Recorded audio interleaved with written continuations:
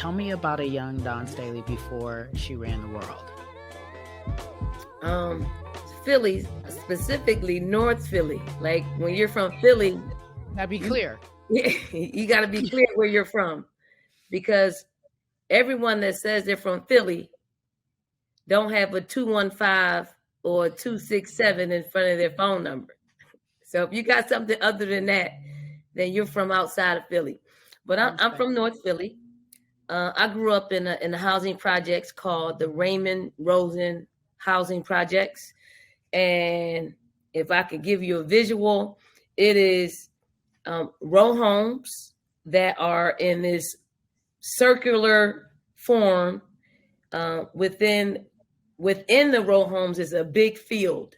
I mean, it's a huge field that had a basketball court, a baseball field, a softball field, and then we made a track just with, like, sometimes it was chalk, sometimes it was borrowed paint, but if you can imagine, we just had a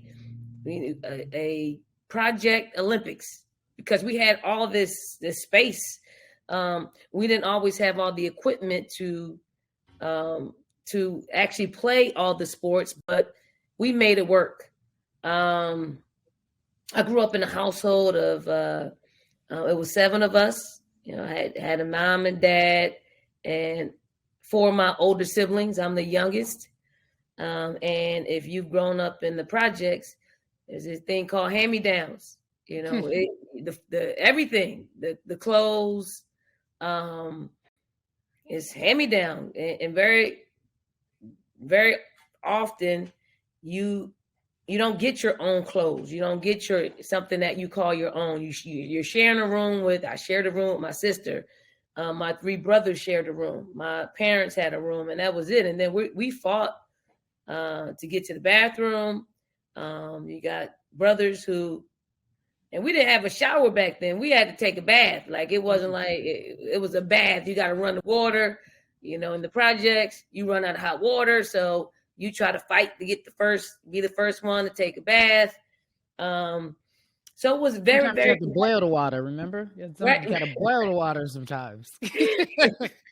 Right. Yeah. So it was super competitive. All of my siblings except my sister could play a sport, so it was a knockout, drag out. But all the sports for us started inside our house. Like, we had this in the projects.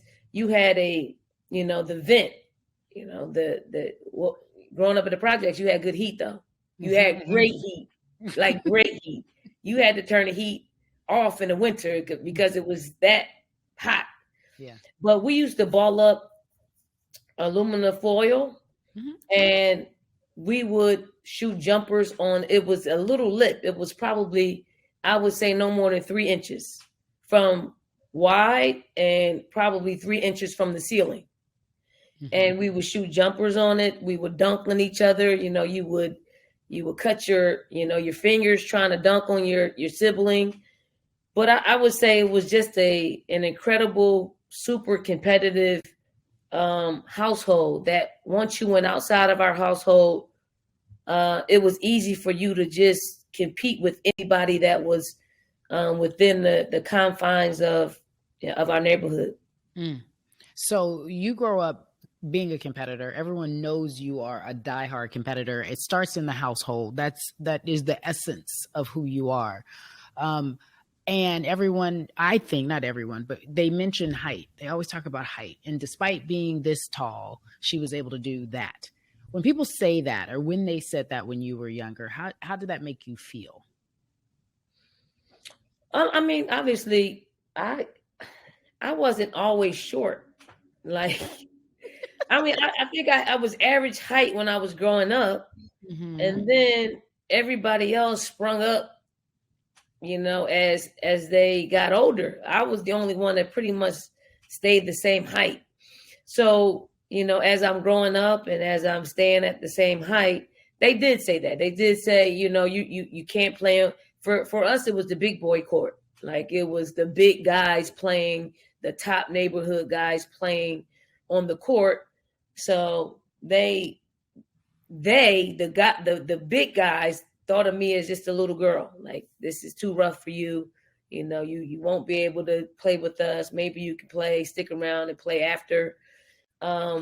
So the height thing didn't bother me. It was the fact that they said I couldn't play on the big boy court because they looked at me like a little girl. But if you looked inside, I was super competitive. I was tough. Like, there wasn't anything that you couldn't do to me on a basketball court that would shake my equilibrium. Nothing. Like, you can set a hard pick. I'll set a hard pick on you. You can trip me. You can, as long as it was in the confines of the court, I didn't really feel any pain. It was just what we do in the projects. It was just how we played in the projects. So the height I didn't look at my height as a disadvantage. I looked at the fact that maybe my skill set didn't stack up to playing on the big boy court. It was never like I was too short. It was more of, I took it as, and maybe I just blocked it out because I didn't want it to be because of my height, because I couldn't do anything about my height, but I surely could hone my skills to be a better passer, to be a better shooter, to be a better decision maker.